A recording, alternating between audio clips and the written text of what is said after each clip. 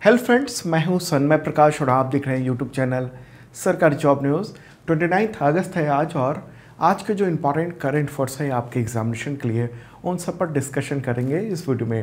तो top 10 topic हैं, क्या क्या है फटाफट वो देख लेते हैं। सबसे पहले तो नोएडा का ट्विन टावर जो है वो गिरा दिया गया है विस्फोटकों से। तो किस तकनीक का यूज़ किया गया है इसके लिए, इंपॉर्टेंट बात है। बाढ़ से आधा पाकिस्तान डूब गया है, 1000 से ज़्यादा लोगों की मौत हो चुकी है। क्या मामला है, क्यों बाढ़ अचानक आ गई है और भयानक त्रासदी वहाँ पर हो रही है। Battery waste management rules 2022 government ने जारी किया है। क्या है इसमें, अबू धाबी मास्टर्स शतरंज के भारतीय चैंपियन बन गए हैं। कौन है वो। बिहार विधानसभा के नए सभापति चयनित किए गए हैं। कौन है वो। 8वीं भारत ब्राज़ील संयुक्त आयोग की मीटिंग हुई है, कहाँ पर और क्या क्या फैसले हुए, मैप के थ्रू बताएंगे आपको। पहली बार हाइड्रोजन ट्रेन दुनिया में लॉन्च हुई है, किस देश में। राष्ट्रीय पुरस्कार पोर्टल लॉन्च किया गया है और महत्वपूर्ण दिवस और बुक लॉन्चिंग, उससे रिलेटेड भी बहुत सारे क्वेश्चंस हैं।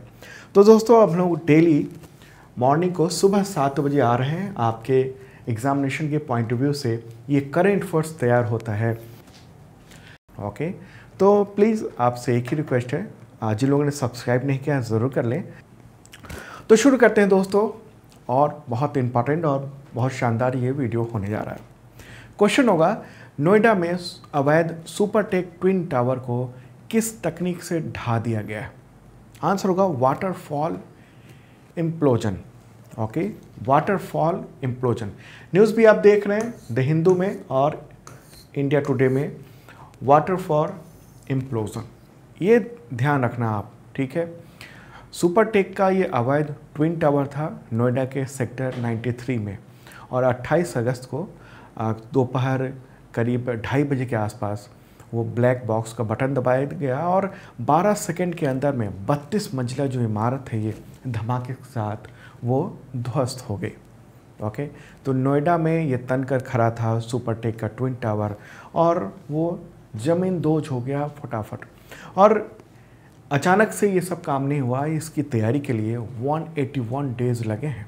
ओके, अब सवाल होता है कि ये जो तकनीक है वो क्या है, वाटरफॉल इम्प्लोजन।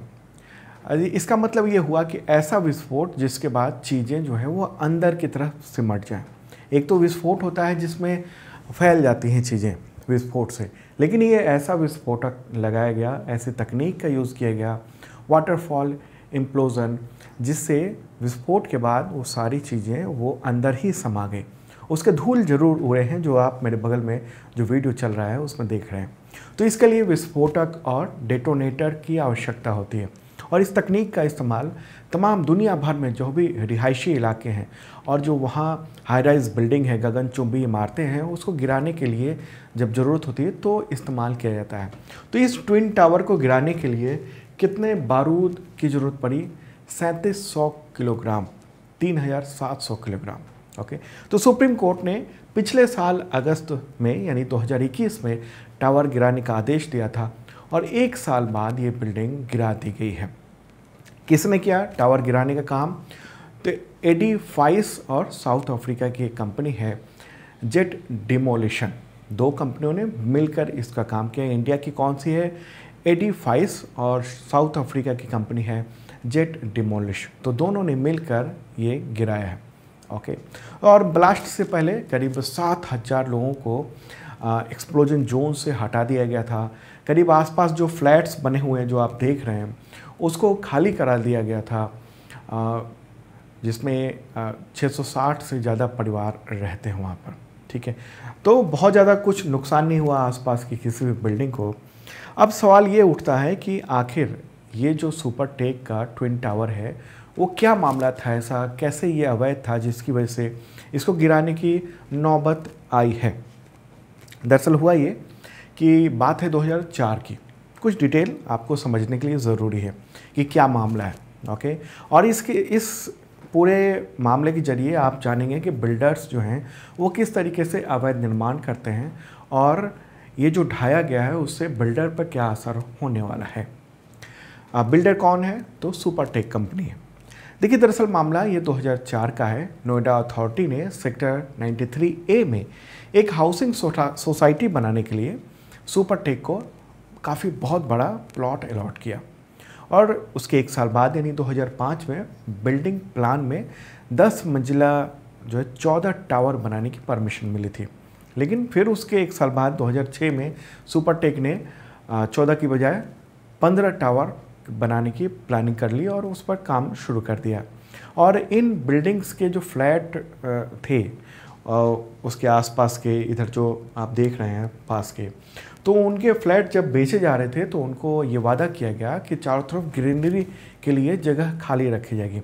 लेकिन अचानक नवंबर 2009 में प्लान में सुपरटेक ने वहाँ पर चेंज कर दिया और 24 मंजिला 2 टावर शामिल कर लिए। ओके, इसके बाद आता है मार्च 2012। उस वक्त क्या हुआ कि 24 मंजिला जो ट्विन टावर बनाना था उसको बढ़ाकर 40 मंजिला का प्लान कर लिया और इसके बाद 633 फ्लैट बुक हो गए। 1000 से ज़्यादा फ्लैट थे ट्विन टावर में इसमें, और उसकी कीमत 1 करोड़ से 3 करोड़ रुपए थी एक एक फ्लैट की। ओके, तो ट्विन टावर के आसपास जो बिल्डिंग्स थी जो इस तरफ देख रहे हैं आप, तो उन सब के जो फ्लैट मालिक थे उन्होंने सुपरटेक से कहा कि आपने कहा था कि हम पूरा एरिया खाली रखेंगे, ग्रीनरी रखेंगे, लेकिन आपने ट्विन टावर बना लिया, वो भी इतना ऊंचा हाई राइज बिल्डिंग बना लिया आपने।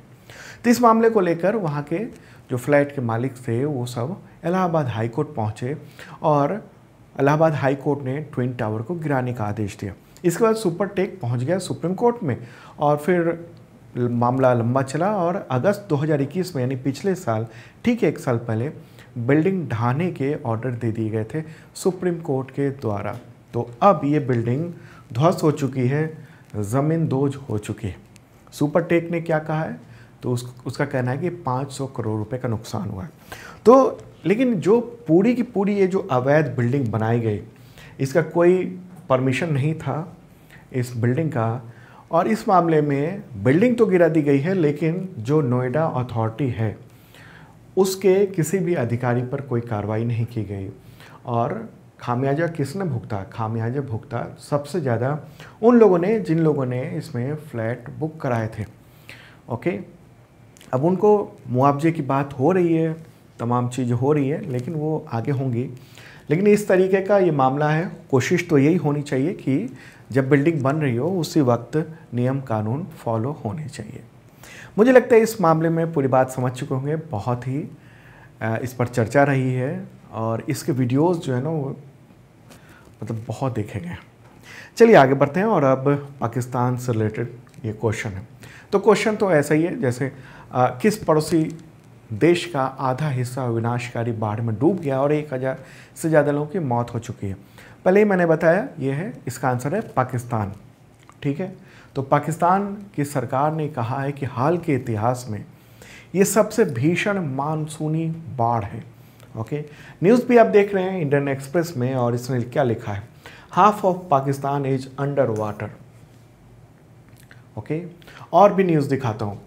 इंडिया में ये न्यूज़ है, इसके अलावा इंटरनेशनल तौर पर ये बहुत बड़ी खबर ये बन चुका है।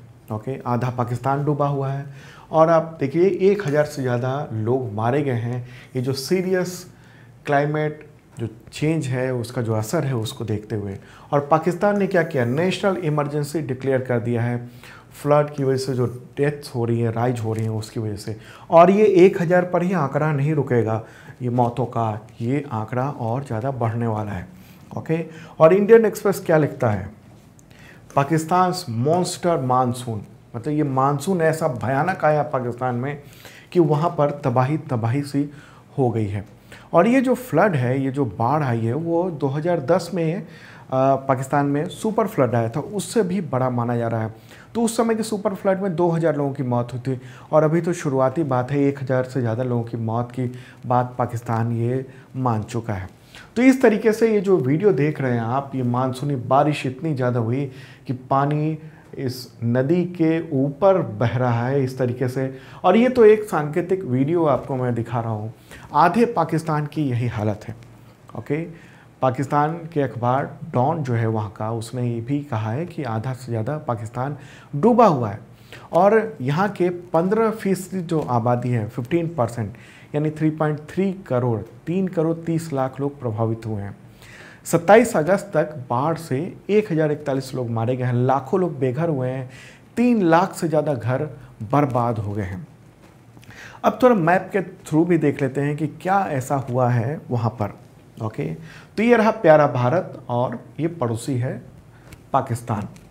ठीक है, तो यहीं पर बाढ़ आई है और इसको समझने के लिए मैं एक मैप के थ्रू चलता हूँ कि मानसून जो होता है वो इस पूरे इलाके में, अगर हम बांग्लादेश भी कहेंगे, इंडिया, नेपाल, पाकिस्तान, इन सबको देखेंगे तो मानसून शुरू होता है कहाँ से? केरल की ओर से। ओके, मई जून में ये शुरू होता है और धीरे धीरे आगे बढ़ता है भारत के अलग अलग हिस्से में और जुलाई तक दिल्ली के आसपास आ जाता है और उसी वक्त पाकिस्तान में ये मानसून पहुंचता है। ओके, होता ये है कि मानसून की जो बारिश होती है वो कई चक्र में होती है। मानसून का एक खेप आया, फिर दूसरी खेप आई, फिर तीसरी खेप आई, इस तरीके से। और पाकिस्तान में आमतौर पर 3 से 4 चक्र खेप बारिश के होते रहे हैं, वहाँ पर मानसून के बादल वहाँ पहुँचते रहे हैं। लेकिन इस बार की ख़ास बात है कि 27 अगस्त तक की बात कर रहा हूँ मैं, पाकिस्तान में मानसून 8वें चक्र का गुजर चुका है, मतलब डबल। ओके, मतलब 3 से 4 चक्र होता था, 4 खेप मानसून होता था और इस बार के मानसून में 8वें चक्र में पहुंच गया है और आशंका यह भी है कि सितंबर में एक और चक्र आ सकता है।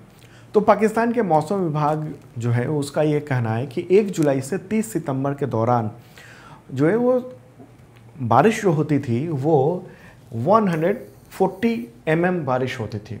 लेकिन अभी 27 अगस्त तक ये जो बारिश है, 26 अगस्त तक, 1 जुलाई से 26 अगस्त तक ये 354 mm बारिश हो चुकी है। मतलब क्या हुआ? मतलब ये हुआ कि 211% से ज़्यादा बारिश हो चुकी है। ये जो प्राकृतिक आपदा आई है पड़ोसी देश में वो इम्पॉर्टेंट है क्योंकि आजकल एग्जामिनेशन में ये पर्यावरण वगैरह काफ़ी कुछ क्वेश्चंस आने लगे हैं। ठीक है, तो अब पाकिस्तान के कुछ राज्यों की स्थिति देख लेते हैं क्या हुआ है। तो आप अब देख रहे हैं ये अलग अलग राज्य अलग अलग कलर में दिख रहे हैं पाकिस्तान के। तो उसमें सिंध में सबसे ज़्यादा बारिश हुई है, वहाँ सबसे ज़्यादा तबाही भी देखने को मिली है। 784% ज़्यादा बारिश हुई है, ये सिंध का ये वाला इलाका है। 784% ज़्यादा हुई है, 7 गुना ज़्यादा। बलूचिस्तान, ये वाला जो येलो कलर का आपको दिख रहा है ये वाला हिस्सा बलूचिस्तान है, वहाँ पर 522% ज़्यादा बारिश हुई है, मतलब 5 गुने से भी ज़्यादा हुई है। गिलगित बाल्टिस्तान, जो इधर वाला आप कह सकते हैं पीओके वाला जो इलाका है यहाँ पर, उसमें भी बारिश बहुत ज़्यादा हुई है, 225%। पाकिस्तान, पंजाब में 62% ज़्यादा बारिश हुई है और खैबर पख्तून वाला जो इलाका है, इधर वाला जम्मू कश्मीर से सटा हुआ जो इलाका है, वहाँ पर 52% ज़्यादा बारिश हुई है। तो ये जो जल प्रलय आया है, मतलब पाकिस्तान की सरकार भी ये कह रही है कि ये जल प्रलय है। तो पाकिस्तान के जलवायु परिवर्तन मंत्री हैं शेरी रहमान, उन्होंने कहा है कि ये कोई सामान्य मौसम नहीं है, सामान्य बारिश नहीं है, हर तरफ एक तरह से जल प्रलय हुआ है। अब सवाल ये उठता है कि इतनी ज़्यादा मौतें वहाँ पर क्यों हुई हैं? बारिश इतनी ज़्यादा तो हुई है, उसकी वजह भी बात करेंगे। दरअसल हुआ ये कि ज़्यादा बारिश की भविष्यवाणी जो है ना, प्रेडिक्शन पाकिस्तान के मौसम विभाग ने पहले की थी, लेकिन इतनी भी ज़्यादा बारिश हो जाएगी इसका अनुमान कुछ भी नहीं था और इसकी तैयारी भी नहीं थी। अब सवाल ये है कि इतनी ज़्यादा बारिश क्यों हुई है? विशेषज्ञ इसके लिए जिम्मेदार ग्लोबल वार्मिंग को बता रहे हैं। जिस तरीके से ग्लोबल वार्मिंग हो रहा है, पूरी दुनिया गर्म हो रही है, वो बड़ी वजह है। देखिए, एक तरफ तो पाकिस्तान में बहुत ज़्यादा बारिश हुई और वहाँ लोग मर रहे हैं, आधा पाकिस्तान डूबा हुआ है। दूसरी ओर अगर हम बात करेंगे यूरोप की ओर, यूरोप, चाइना, ये सब वहाँ पर भीषण सूखा पड़ रहा है। चाइना में तो 50 साल का सबसे ज़्यादा सूखा वहाँ पर देखने को मिल रहा है। इसी तरह से यूरोपीय कई सारे देशों में तो कई 100 साल की तुलना में भीषण सूखा देखने को मिल रहा है। ठीक है, तो एक तरफ सूखा देख रहे हैं और एक तरफ पूरा देश जो है ना, आधा देश वो डूबा हुआ है पानी में। ओके, अब यहाँ पर सवाल एक और है कि पड़ोस में इतनी ज़्यादा तबाही है तो इंडिया की क्या स्थिति है? क्या इंडिया में भी ऐसी स्थिति कहीं पर आई है? तो देखिए, अगस्त में भारत में सामान्य से मुश्किल से 6% अधिक बारिश हुई है।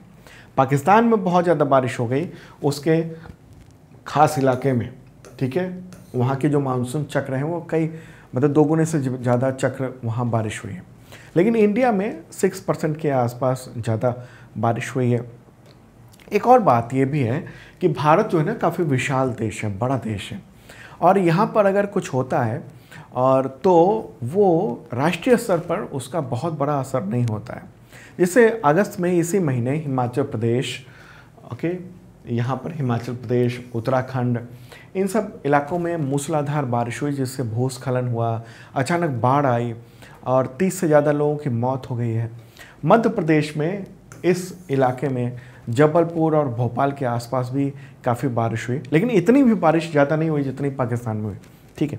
तो मेरे कहने का मतलब ये है कि अगर भारत में बारिश होती है, जैसे मध्य प्रदेश, छत्तीसगढ़, राजस्थान, गुजरात, वहाँ के कई सारे इलाकों में 26% ज़्यादा बारिश हुई, लेकिन चूंकि इतना विशाल है ना कि भारत पर उसका न तो आर्थिक असर बहुत बड़े पैमाने पर दिखता है और न सामाजिक असर बहुत बड़े पैमाने पर दिखता है।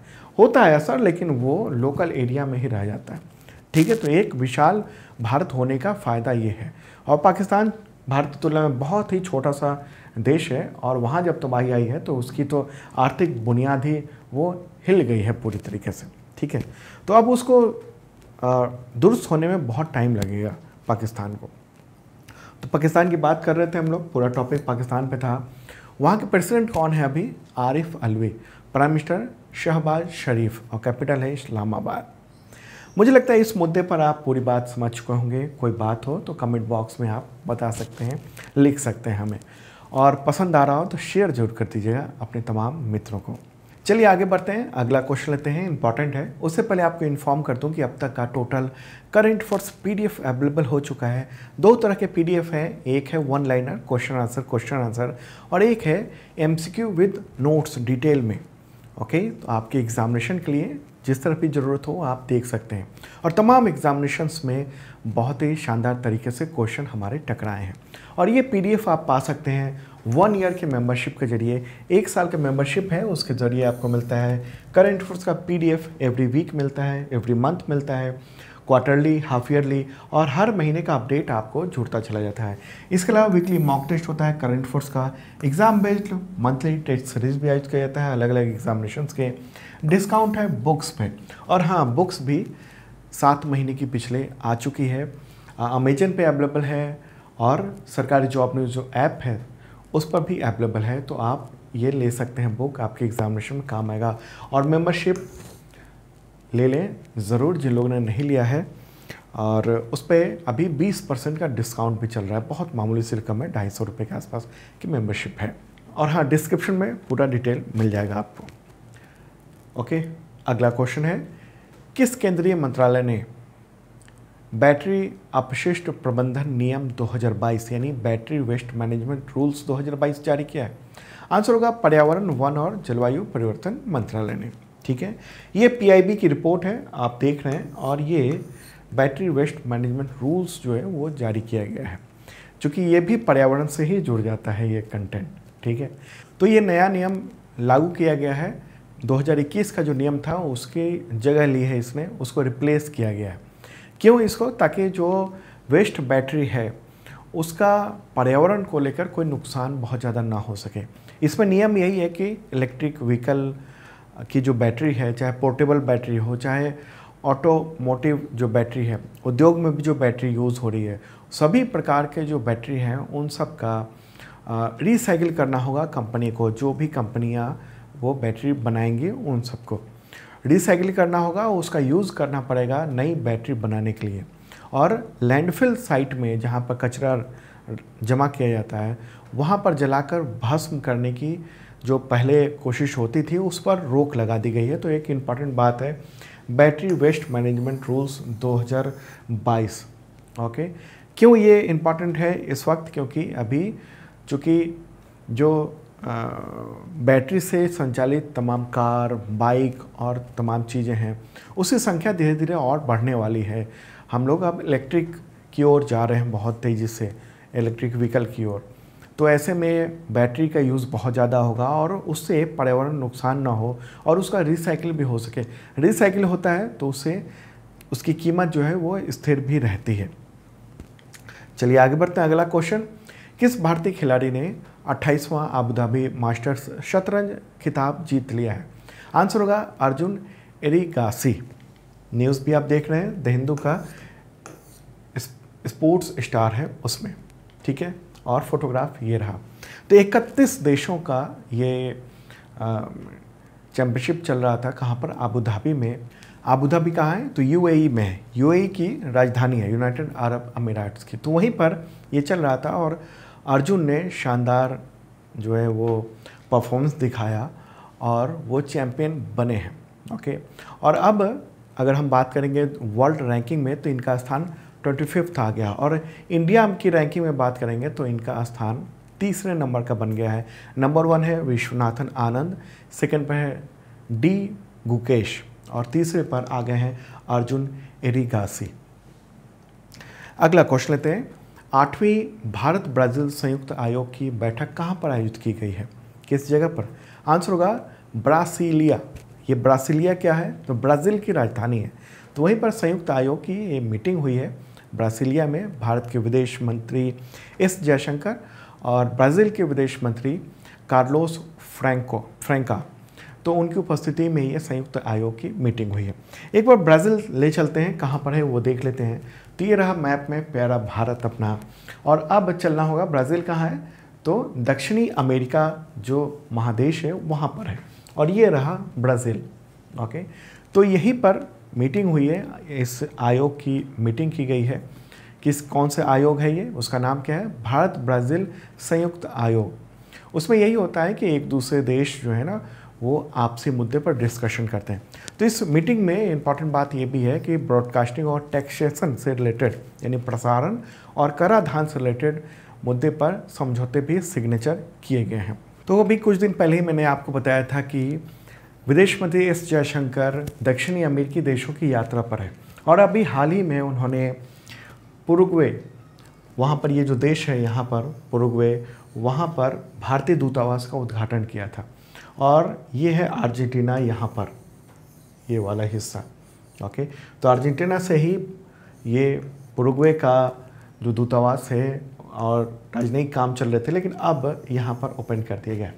तो अलग अलग देशों में यात्रा कर रहे हैं, और अभी एस जयशंकर जो विदेश मंत्री है वो ब्राज़ील पहुँचे हैं।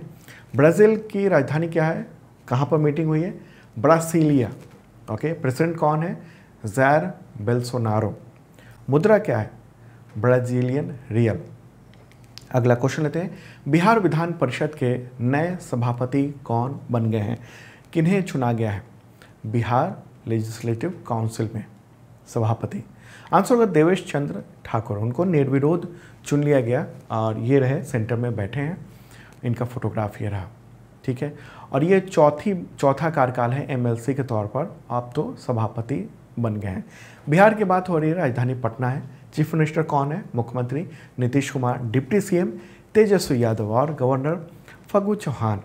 अगला क्वेश्चन लेते हैं, अरुण जेटली के चुनिंदा लेखों के संकलन, उसका बुक जो है ना, पुस्तक विमोचन किया गया है, लॉन्च किया गया है, उसका नाम है न्यू इंडिया।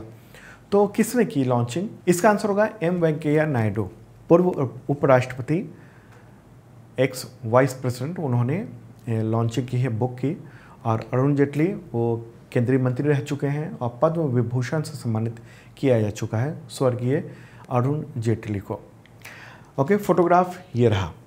अगला क्वेश्चन लेते हैं, महिला समानता दिवस कब मनाया जाता है? Women's equality day. आंसर होगा 26 अगस्त को, ठीक है। ये दिवस तो शुरू हुआ था अमेरिका से, 1920 की बात है, जब महिलाओं को वहाँ पर वोटिंग का राइट्स मिले थे। और उसके बाद ये मैसेज पूरी दुनिया में गया और पूरी दुनिया के महिलाओं को समान अधिकार देने की बात हुई, और फिर ये दिवस पूरी दुनिया में समान अधिकार के तौर पर मनाया जाता है महिलाओं के लिए। अगला क्वेश्चन लेते हैं, दुनिया में किस देश ने हाइड्रोजन ट्रेन की पहली रेल सेवा शुरू की है? पहली है दुनिया में। आंसर होगा जर्मनी। ओके, न्यूज़ भी आप देख रहे हैं, Germany introduce world's first hydrogen powered train. तो हाइड्रोजन फ्यूल से ये चलने वाली दुनिया की पहली ट्रेन है।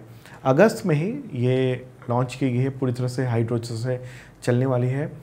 ओके, एक इम्पॉर्टेंट बात ये रही, हाइड्रोजन ट्रेन से क्या होगा, फ़ायदा है इससे कि 16 लाख लीटर डीजल जो है ना ईंधन की बचत होगी, ऐसा कहना है।